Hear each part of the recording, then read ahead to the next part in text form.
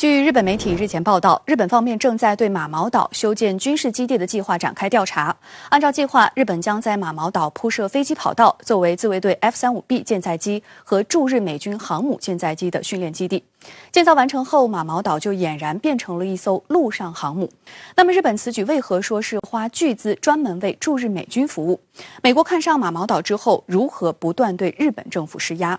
构岛建基地的背后，又凸显美日怎样的暗中勾连？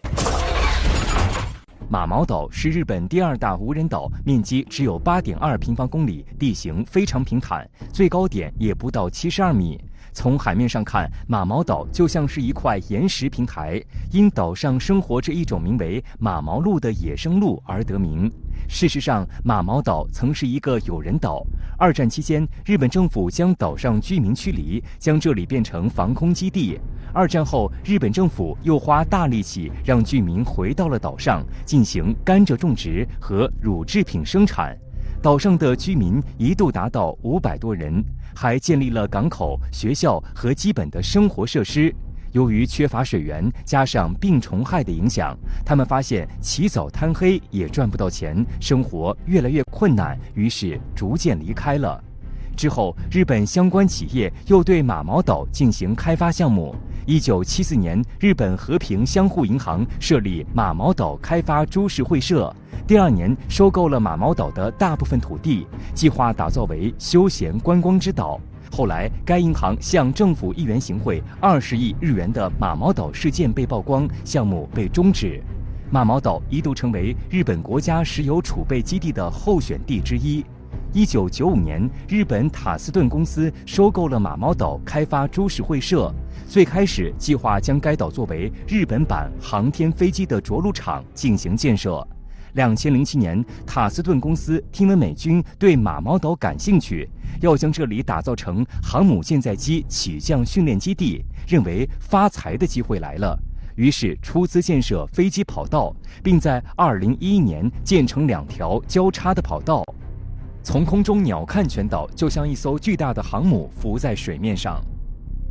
而日本政府看马毛岛已经建好跑道和机场设施，于是向塔斯顿公司买岛。塔斯顿公司最开始要价400亿日元，而日本政府声称这岛只值45亿日元。经过8年的拉锯谈判，塔斯顿公司因经营不善被债主逼债，还受到美国的压力，最终在2020年以160亿日元将马毛岛卖给了日本政府。从最初的这个度假村，到后面试图去争夺这个日本石油储备的基地，到后面可能又希望把它变成比如日本航天飞机的着陆场，就这种整个的项目其实都不太成功。那么直到07年呢，开始炒作，让它变成自卫队和美军的共同的训练基地。那么现在呢，一直被日本的右翼和这个马毛岛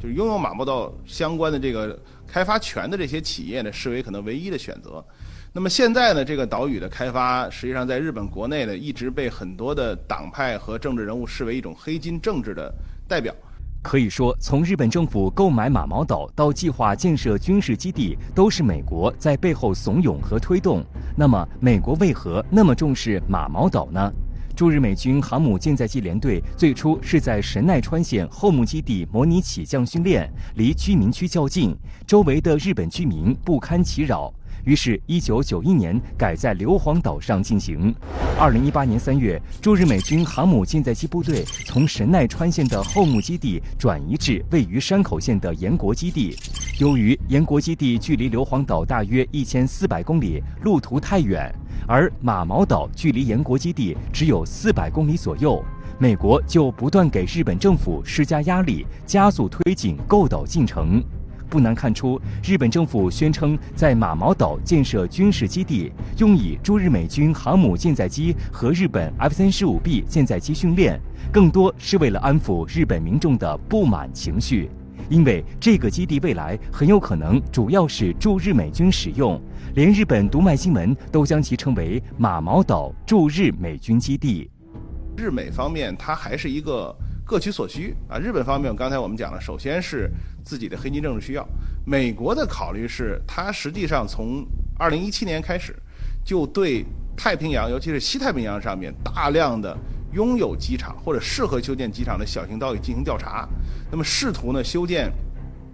20到40座的这种临时性机场，可能会成为这个未来我们说美军一个可能的预留的这么一个支撑点。